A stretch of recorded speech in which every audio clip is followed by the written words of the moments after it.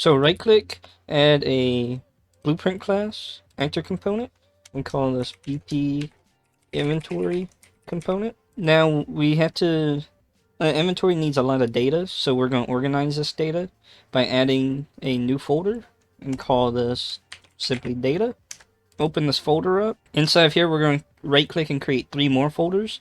One called data tables, one called enums, and one called structs. Once you have them created, go ahead and open up structs. Once you're in here, we're going to right click, go to blueprints, and create a structure.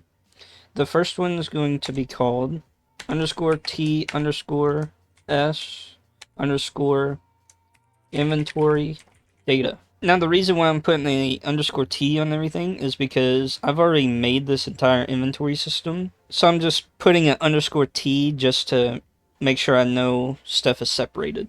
So next we're going to need 3 more structs. One called inventory widget details, one called item data, and then the last one being mesh details. And just go ahead and create these the same exact way we created this one, and I will return when I've done that. Right, so all my structs are created. I have a T inventory data, or a S inventory data, a S inventory widget details, S item data, and a mesh details.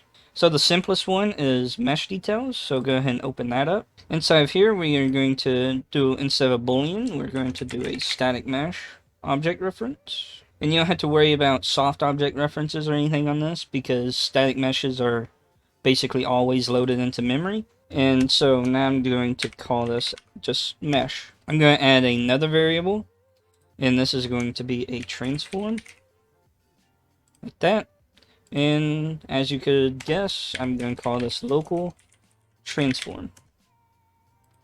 This structure is just for a temporary pickup system, because again, this is a inventory tutorial, so I'm going to cut a little corners on like pickups and that kind of stuff. So then you can just save this and close out of it. Next, you can open up your item data, and this will need a lot of stuff. This is where customization comes in, but I will show you enough stuff where you should be able to add your own stuff in the future. So the first variable we're going to need is a name, and this is going to be a string, not a name.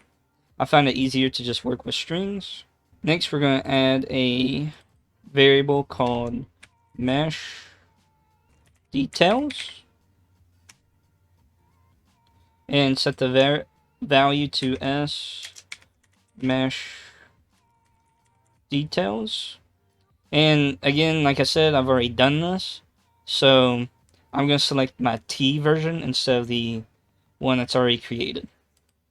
And so now next, I want to add another variable, and this will be just a regular details, and it will be text.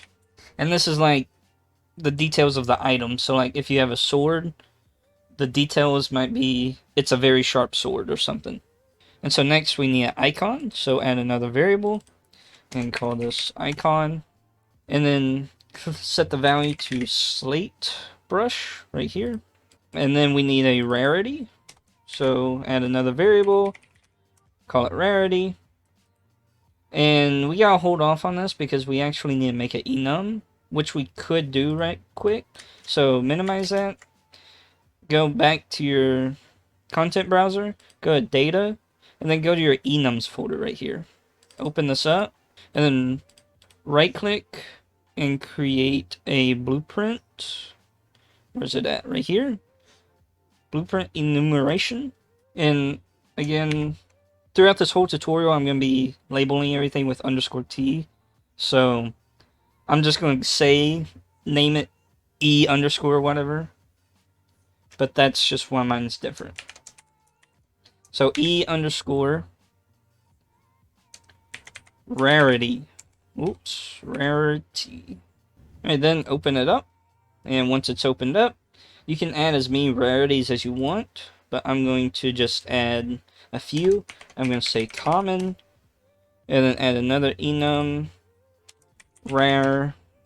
Add another enum. Epic. Maybe one more. Legendary.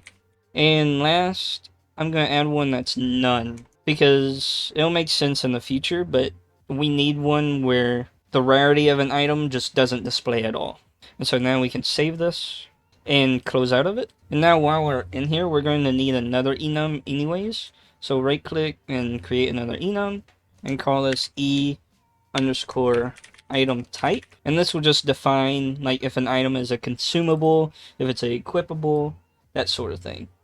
Again, this isn't like an item tutorial per se, but I want to show you that the functionality is there to have different items. So I'm going to add enum and call this consumable, and then add another one, and I'm going to call this equipable. And that's all the enums we need, believe it or not. So now we can head back to our data, or our structs we were doing, and go back to our item data. And on here, the rarity, you want to do e rarity. And now we need another variable, and this is going to be called max inventory stack size. And it's going to be an integer. And then we're going to need another variable called max ground stack size. And it's already an integer. And last but not least, we need an object class. So just name this object and store it as a object, and right here object, and then class reference.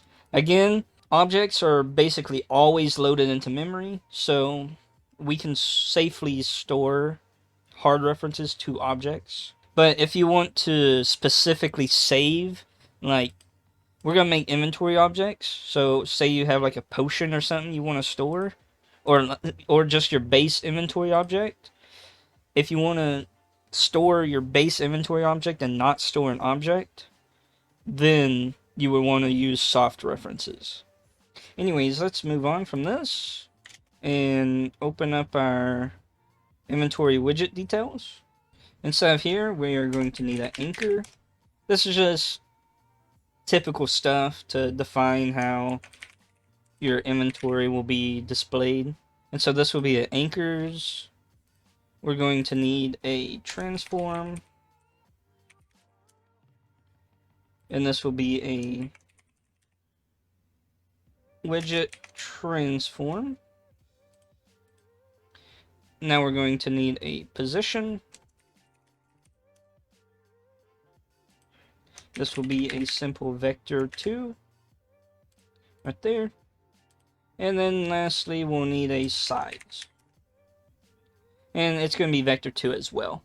And you could add stuff like shear and that sort of stuff. Rotation, or well, rotation is stored in the transform. But like, yeah, like stuff like shear, and I can't think of other values right off the top of my head. But you can add whatever customization you want to this. Again, this is just so each inventory component can have its own unique inventory size, basically. So we can just save this, close out of it, and then lastly, open up your inventory data. And this is why I saved this for last, is because this will have a item data in it. Like this. And it'll be S item data. For me, it's T. And then add another variable. And we will need a object. And this will be a object. But this time, it's going to be a object reference and not a class reference. And so now add another variable and call this quantity. And set this to an integer. And save this.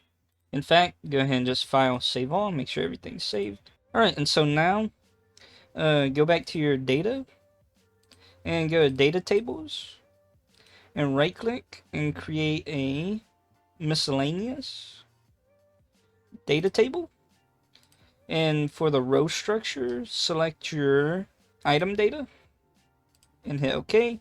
And I'm going to call this DT items. And then go ahead and open this up. And so inside of here, if I expand this, as you can see, this is all the stuff that we just created that struct out of. struct out of, because we define this data table as being based upon that struct. So if I add a row right here, as you can see, I can define some predefined stuff. And so this will be all your items for the game. So for the first item, I'm going to add a rusty sword. So I'm going to do rusty sword, like that. For the mesh details of the sword, I'm just going to make it a shape cube, because this isn't an art tutorial, so keep that in mind too. For the local transform for this cube, I find just setting its value to 0.75 on the scale, like this, works well. 0.75. And then for the details, I'm just going to say a dull rusty sword. Again, details is what will pop up, like a description about the item when you hover over it. And then for the icon, I'm going to click this drop down. And then the image, I'm going to find a random texture, maybe like something like rock. Yeah, rock basalt D right here. Just like a rusty looking texture, I guess. The rarity you can set to whatever you like. But I'm going to set mine to 1, or common. And then max inventory stack size, we only want one sword to be stacked in the inventory and on the ground, so set that to 1. And for the object, we haven't actually created this yet, so this is sort of like a future thing. So we will come back and add this in probably part 2. So don't worry about the objects. So now basically you want to keep filling out your data table. Oh, and also right here on the new row, make sure you rename this to rusty sword, just so you can actually find this item. And so I'm going to add about 4 rows. And yeah, just fill out your items. Alright, so now I got this chart filled out a little bit. Again, I got this rusty sword. A dull rusty sword. I already showed this. I got a sharp sword, which is a narrow capsule. And I set the scale to 0.75 all the way around. I called it a very sharp and shiny sword. The icon, I went with T Concrete Grind D. The rarity, I set to epic. Size 1 and 1. And then I have a Exalted Bow of the Ancients, which is a cone. Most powerful bow around. The scale is 0.8, 0.8, 0.8. Icon is T Burst. The rarity is Legendary. Stack size 1, 1. And then lastly, I have Iron Arrows. And this is a pillar, 50 by 500. I set the location to -75, 10, and the rotation to 90, and the scale to 0.5, 0.5, 0.25. The details, cheap iron arrows. Icon, chair M. Rarity, common. Max inventory stack size 20. Max ground stack size 10. And again, this isn't how to make art for your inventory system. That's up to you. This is just how to make some temporary items to pick up. And some temporary art just to show that it's working. And so now you can just simply save this. And while I was creating this data table, I thought about actually making the objects now, because these objects are simple. They're only storing one value. So you can just hit minimize on that. And then in the tutorial folder, or in your folder you're storing this in, create a new folder. Right click new folder and call this objects. And then open it up, and then create a blueprint class, object, select, and call this BP base inventory object. And then open it up. And so now once it's opened up, the only value we need to really add in here is the item type. So just call it item type. And then over here, instead of boolean, do item type. And I'm going to use my TE item type. Alright, so yeah, that's like all we really need in this inventory object for right now. We will add interfaces and stuff to it in the future. But I'm just going to close that and then go back to your data items. And then in each one of these, you want to set your object to your base inventory object. And there we go. The data table is now completed. I don't want to make each episode be super long, so I think I'm just going to add the simple pickup real quick, just so you have something to place on the ground, and maybe add some functionality to actually pick it up. Or maybe not. Maybe we'll save all interfacing and stuff for the next episode. I'll just make a pickup where you can start placing stuff on the ground and you can like see your objects changing and whatnot. So back in this folder, in your folder that you're storing your inventory, I'm going to right click and create a blueprint class and make it an actor. I'm going to call this BP pickup and then open up your pickup. And so in the viewport, we're going to need 3 things. So click add and add a static mesh right here. Call it mesh and then add 2 text components, text renders. Name one name and attach it to the default scene root, and then create another one, and we're going to call this one amount. Like I said, this isn't a pickup tutorial. This is a inventory tutorial. This isn't an interaction and pickup tutorial. So then for the name, I'm going to drag this up like this, and then for the amount, drag this up a little bit too. And so now we're going to need quite a few variables over here. So add a variable and call this item data and set this to your item data. And next we're going to need quantity and set this to a integer. Next we're going to need item ID and set this to item data. Or my bad, this item data right here, this needs to be a data table row. A data table row handle. This is so we can like tell this pickup, because we want a pickup that works for all pickups basically. So we just want to tell this pickup where to search on that data table that we just created.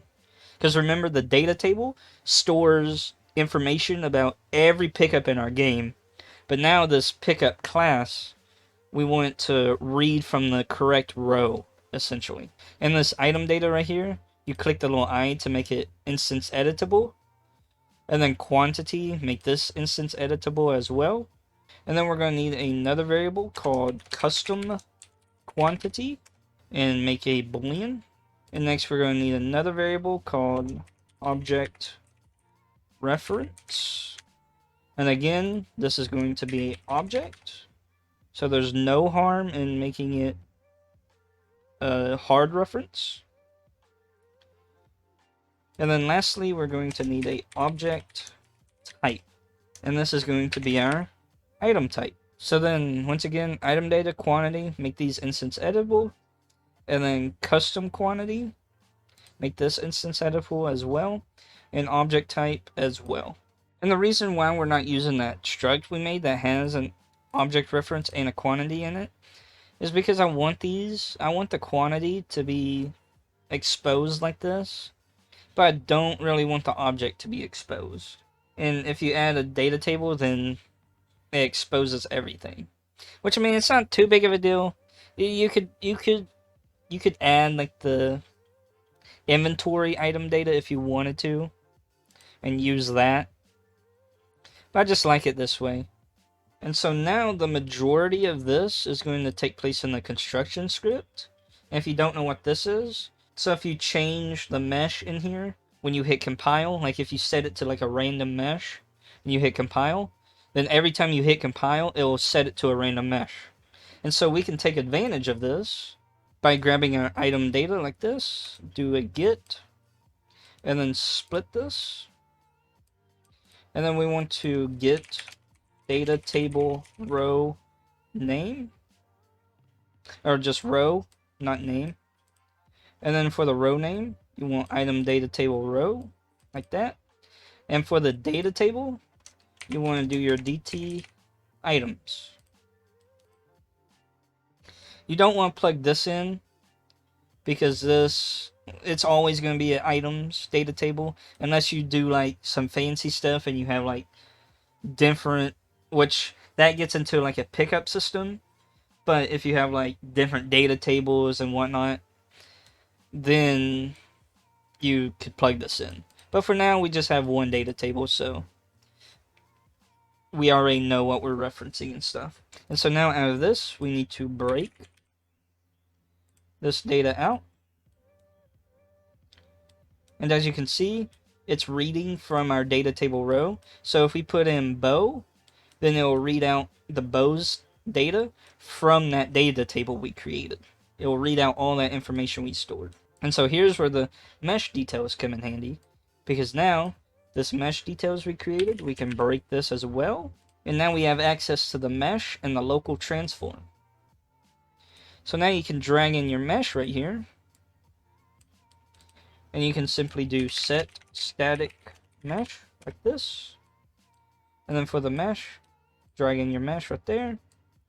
Row found. It's important to do row found, because if it's not found, it won't, or you can still execute stuff, but it won't find the out row right here. And we don't really want to do anything if the row is not found. And so now the mesh, we want to drag off of this and do set relative transform. Like this.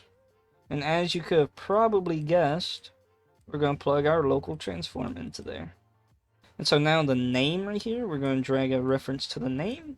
And we're going to do set text. And then as you can see, this value takes in a text.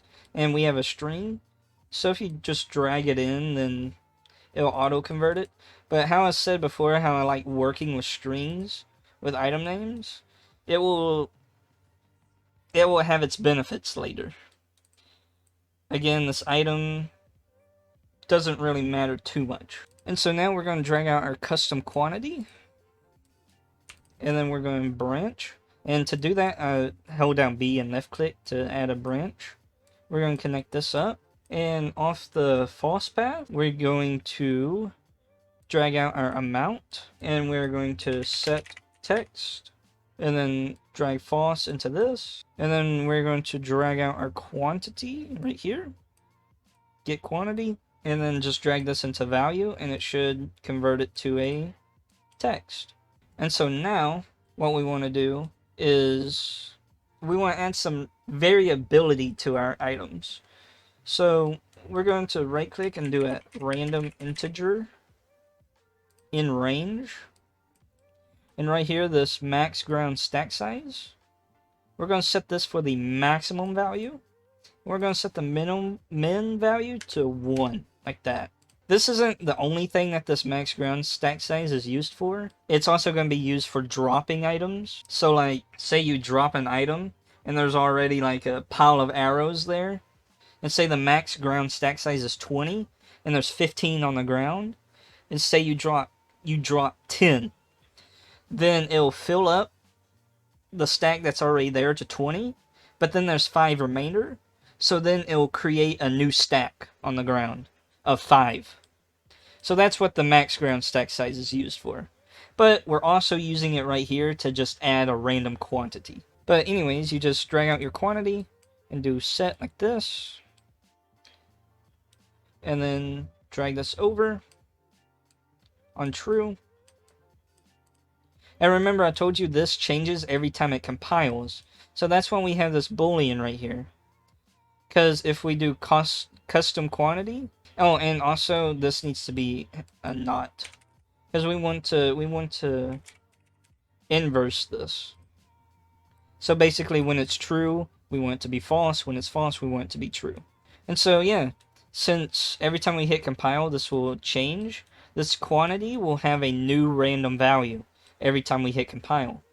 But if there's not a if there is a custom quantity we want to set, then every time it compiles, it will set the quantity that we individually type in. I hope this is making sense. So yeah, basically we can just copy this, no need retyping everything, and then quantity, just plug that in like that, and set that like that.